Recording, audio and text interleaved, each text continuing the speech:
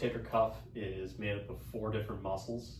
We have the supraspinatus, infraspinatus, teres minor, and the subscapularis. Today we'll talk a little bit more in depth about the supraspinatus.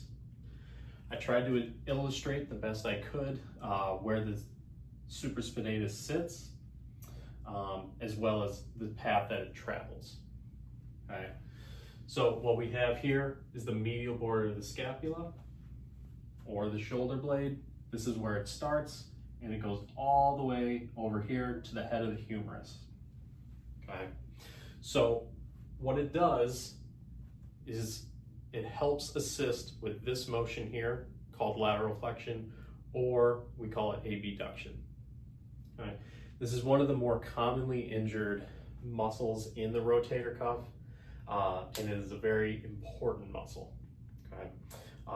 I will show you a couple rehab exercises to help basically strengthen that muscle so that we can have a nice stable scapula. All right, so let's go over some of those exercises for that supraspinatus muscle. Now, it's tough to actually pinpoint the supraspinatus when you're doing an exercise because there's so many that are involved, but these are the ones that are going to address the supraspinatus the most. So what we're gonna do, we're gonna take a band, put it under our foot or have a low anchor, have the arm out, and you're gonna be at almost like a 45-degree angle. This is called scaption, so that you get the most work out of the supraspinatus as possible. So what you do here, just simply go up and down. Controlled movement, no bringing up the shoulders, just all settling in, moving, nice eccentric load. Okay, the other thing that you can do for that exercise is work in the opposite direction. So from here, you can use a band that's placed up high. You can bring it down to your side and then slowly bring it back up. This is working concentrically with that muscle, also very important.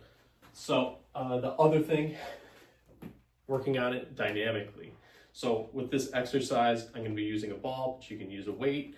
You're going to hold the arm out in that scaption position, and you're just going to let the ball drop, and you're going to catch it as many times as you can without dropping it. And you'll feel a nice burn in that supraspinatus muscle.